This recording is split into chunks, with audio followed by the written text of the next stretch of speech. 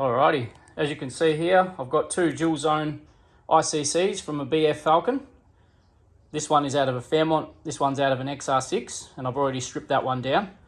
Now what I'm doing is I'm actually changing the backlights because the Fairmont lights, when you turn the lights on, the Fairmont lights up, the backlights are all white, and I'm putting this in an XR6 and that's got blue backlights.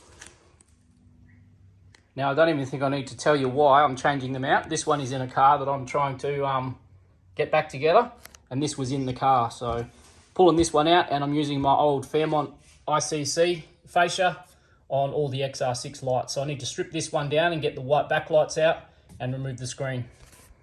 So here's the backlights from the XR6 all removed. So the plan is to put these lights in this fascia. As you can see, it's in really good condition.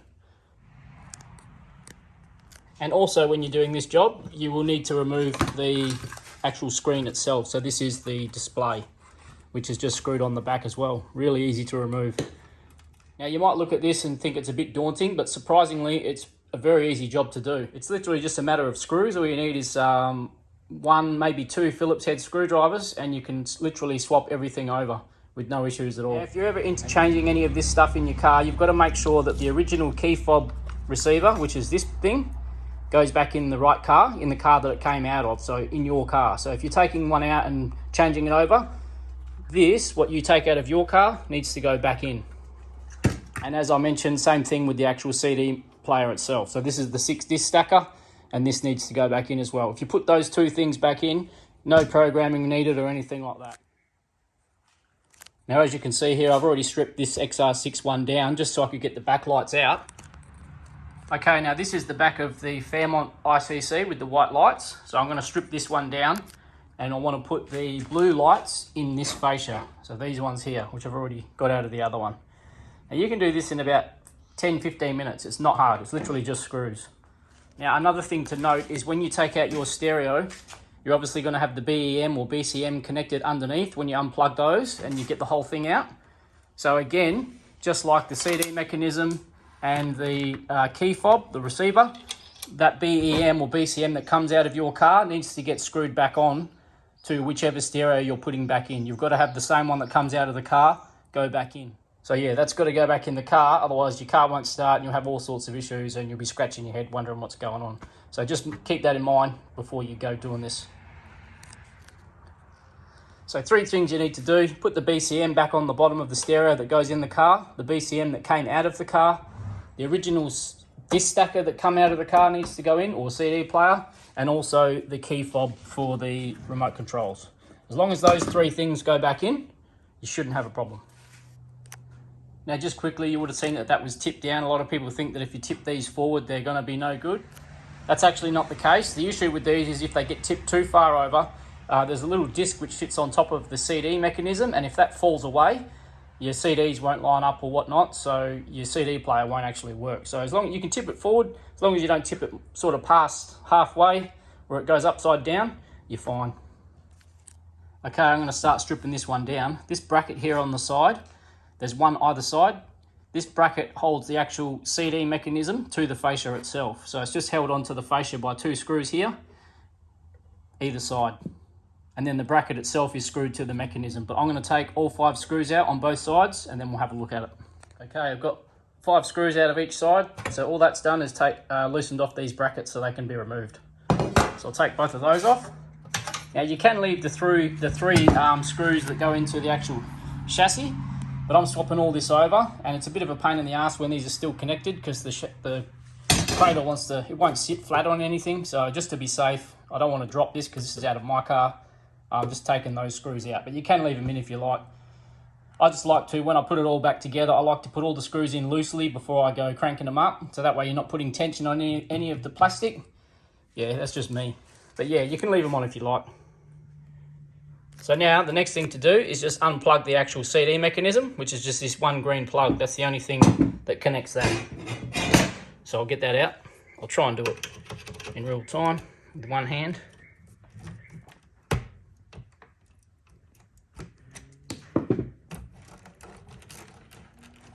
Just gentle. That's that.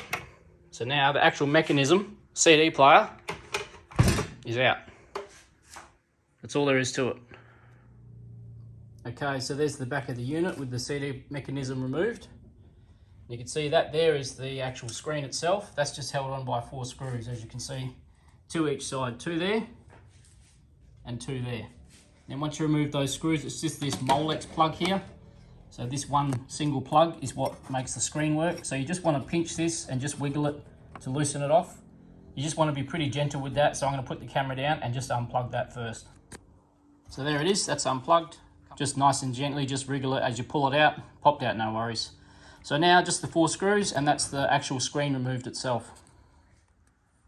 There we go, got those screws out, and that is the screen out. Now I'm probably going to reuse this screen. This screen is stuffed, but it's better condition than the one that I've got.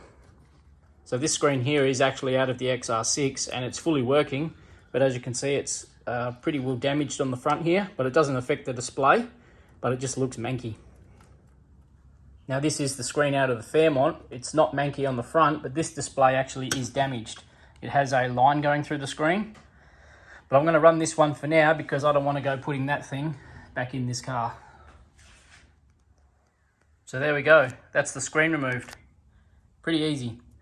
Now all we need to do to actually change the backlights is take all these little screws out, and then when you get the ones off this, and then once you've taken the ones off this larger panel, if you look at the little panel along the front there, where all your number buttons are on the front, there's 3 screws holding that in. One little one there, and one just there. Okay, pretty easy, got all those little screws out. Now the only thing holding this panel on is if you have a look here, there's little tabs. There's 2 here and 2 here. And then also another 2 on the top of the CD. They're just little push tabs. So if you can get your finger up under a corner and just wiggle it and just sort of push these tabs down at the same time, they're just little hooks. Like I've just unclipped that one already. They're just lightly hooked in. So just have a bit of a wiggle with it and push these tabs to the side as you're pulling it up. You'll be able to wiggle it off. There's nothing to it. Don't be harsh with it. Nice and gentle, and it'll come off. And there we go. That one's unclipped, just like that. Now, as you can see, the little panel on the top there is actually soldered to this one as well. There's a little ribbon cable just there. So now that this one's loose, you should be able to get your screwdriver in and get these little 3 screws out as well. So we'll get those out. Okay, we've got those 3 screws out. So now this whole thing should come out together. There it is. Now, when you do this, you do have to take the volume knob off as well, because on the back of this, the volume is that part there, sticks through the front.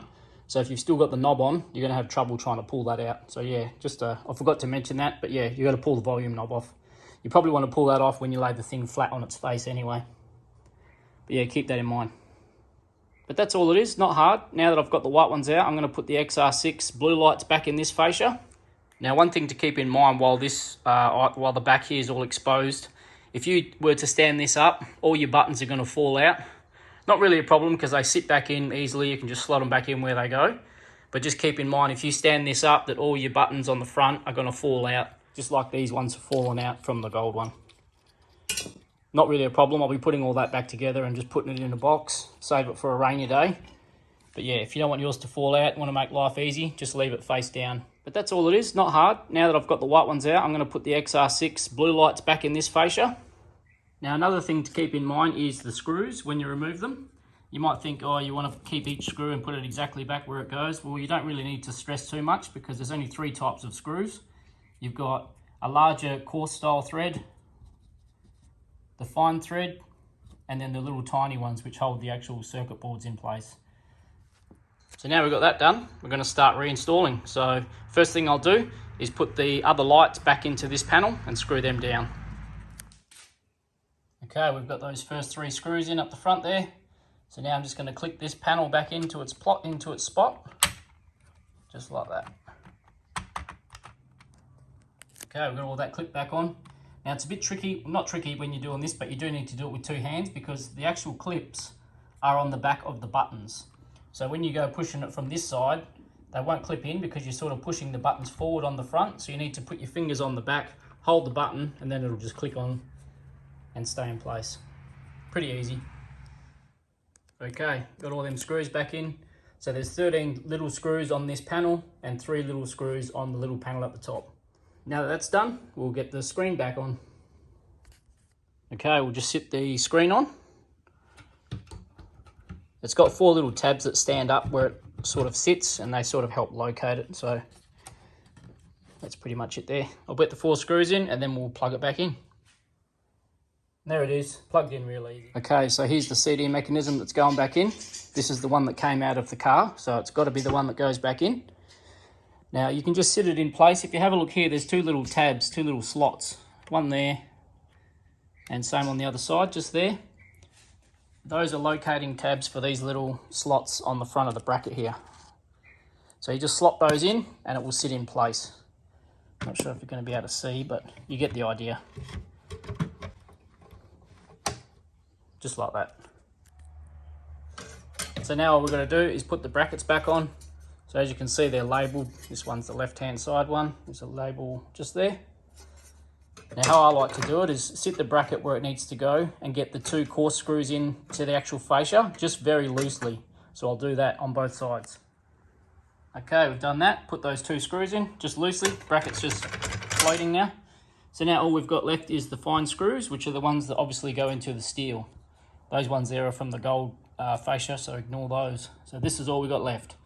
So all I'm going to do is put 1 screw in just in this top hole, both sides, and then we'll stand the thing up. There it is, got a screw in each side. So now I'm just going to put the other 2 fine screws into the bracket each side, and we'll tighten those up. So we'll tighten up all the fine screws into the chassis. Okay, I've got all 3 screws in each side. So 1, 2, 3. Now I'm just going to tighten up the 2, this one and that one each side, which will pull the whole thing together and hold it to the ICC. And that's it, job done. And there it is, all screwed back together. Now we just got to plug the actual CD player back in. So we'll just plug that in, just like that. The only other thing I need to do now is actually pinch this wire off the original screen, because I've used it from my car in the other car, off this one, obviously. So yeah, I just need to swap this wiring over and then put the original fob back on top when I put the vents in. And there it is, all done. Got the vents cleaned up and put back on. Got some new foam tape on the back as well. And idiot me, I had to take this bracket off again because I forgot about the wiring for the screen. Because I'd used the wiring in my car off the other screen, I had to take the wiring off the old screen and put it back onto this one. So I had to take this bracket off to just slot the wiring back into where it goes down the bottom there. It's just the plug to get to the BCM. So that's there, ready to go. So now, one last thing to do is put the volume knob back on, and then this is ready to go back in the car. Beautiful. You.